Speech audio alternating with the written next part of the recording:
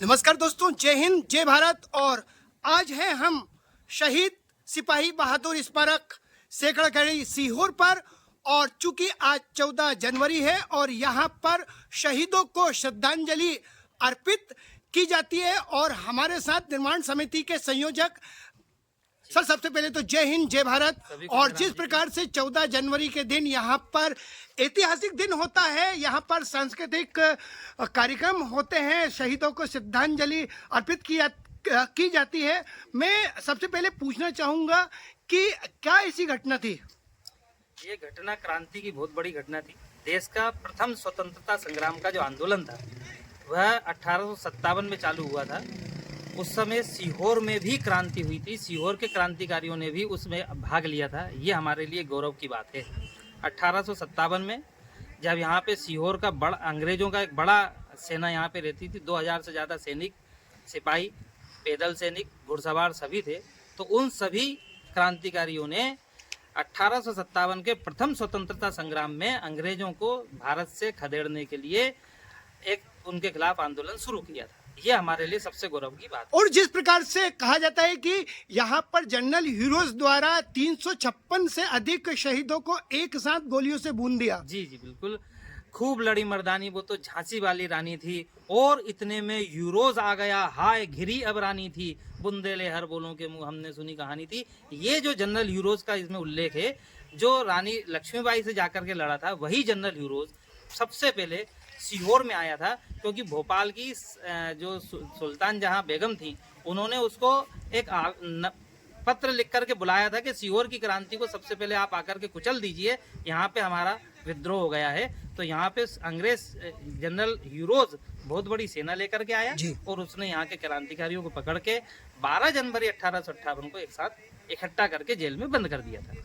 अच्छा, जिस प्रकार से एक लंबा संघर्ष रहा है यहाँ पर, जो निर्माणाधीन अभी हम देख पा रहे हैं, और यहाँ पर जो है अभी आप देख सकते हैं, यहाँ पर ये शहीद स्मारक है और ये जो निर्माणाधीन यहाँ पर अभी चल रहा है, किस प्रकार का निर्माण यहाँ पर होना है और किस प्रकार से जो लोग अपरिचित हैं अभी भी, क्योंकि नगर हो, हमारा शहर हो, राज्य हो, देश हो, हम चाहते हैं कि इसको एक जलियांवाला बाग, सीहोर का जलियांवाला बाग कहा जाता है, तो इसकी जानकारी सभी को होना चाहिए। जी हाँ, इसको मालवा का जलियांवाला बाग ही कहा जाता है इस क्रांति को।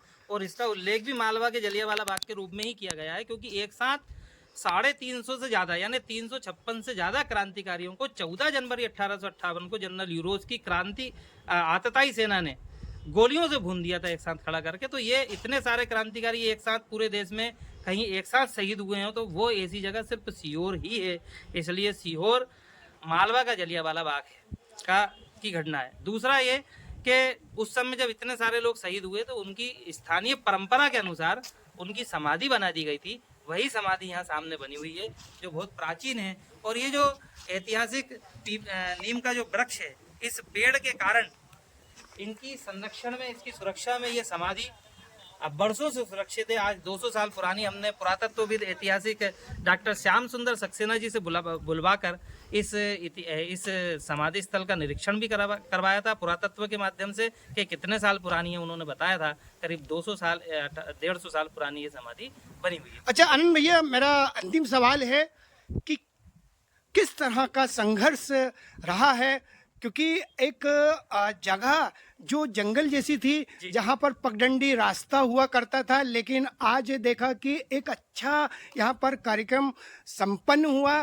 राजस्व मंत्री श्री करण सिंह वर्मा भी यहाँ पर उपस्थित है, अन्य राजनेता, संगठन, राजनीतिक लोगों के साथ साथ आम जनता भी यहाँ पर उपस्थित थी।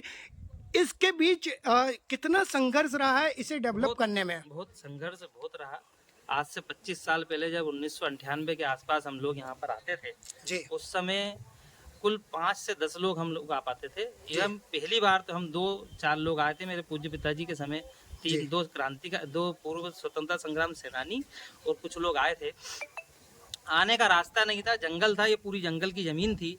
तो यहाँ पे आने के लिए एक छोटी सी पगडंडी हुआ करती थी। उस पगडंडी से के सहारे घास को हटाते हटाते किसी तरह यहाँ पर आए थे।